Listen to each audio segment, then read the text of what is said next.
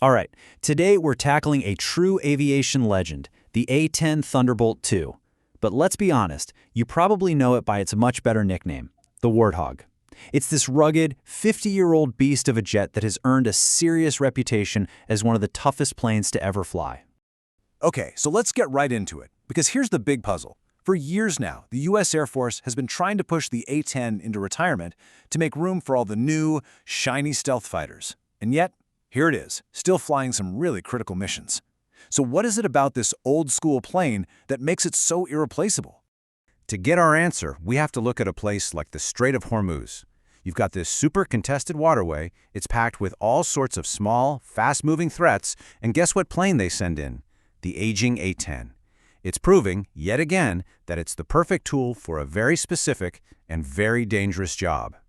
Yeah, it's this classic tug-of-war, right? You've got long-term strategy versus what you need right now.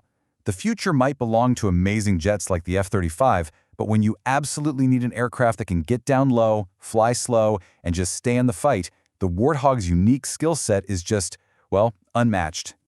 So to really get why the A-10 is so special, you have to understand one simple thing about how it was designed.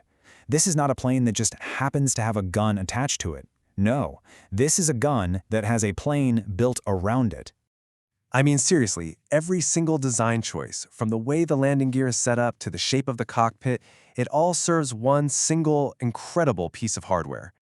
And yeah, that is the thing. This massive gun. It's not just a part of the Warthog, it is the Warthog. It's the entire reason this plane even exists.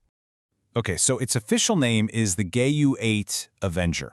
And what is it? It's a 30mm, 7-barrel, Gatling-style beast of a cannon. It was engineered from the ground up with one mission and one mission only, to absolutely shred tanks and any other armored vehicles it comes across. And just to give you a sense of the kind of firepower we're talking about, the Gu-8 fires at a rate of 3,900 rounds per minute. It's not just shooting bullets, it's unleashing a fire hose of armor-piercing shells. Now, as you can imagine, firing something that powerful creates a ton of kickback. Every time the pilot pulls that trigger, the cannon is pushing back with over 10,000 pounds of recoil force. And check this out, this is where it gets really mind-bending. The recoil from that cannon is actually more powerful than the thrust from one of the plane's own engines. Let that sink in for a second. The gun is so powerful it literally slows the plane down in midair when it fires. So you might be asking, how on earth do you build a plane around that? Well, the engineers had to get seriously creative. The gun is mounted slightly off-center, so the firing barrel is always on the center line, which helps balance that insane recoil. Instead of ejecting the spent shells, they're kept on board to make sure the plane's center of gravity doesn't shift. Even the front landing gear had to be moved over to the right, just to make room for this thing. But that cannon, as incredible as it is only half the story. All that firepower doesn't mean a thing if the plane can't survive the fight. And that brings us to the A-10's other legendary trait. It is just unbelievably tough. At the heart of that toughness is what pilots call the titanium bathtub. It's basically a 1,200-pound armored cocoon that wraps around the cockpit and parts of the flight controls. It's designed to let the pilot fly directly into enemy fire and just keep going. And that whole philosophy of survival is baked into every single part of this plane. It has redundant flight controls, so it can take a direct hit and still fly. The engines are mounted way up high to protect them from debris and to help hide their heat signature from missiles on the ground. The fuel tanks, they're self-sealing. This plane was designed from the very beginning with the expectation that it was going to get shot at and it was still expected to make it home.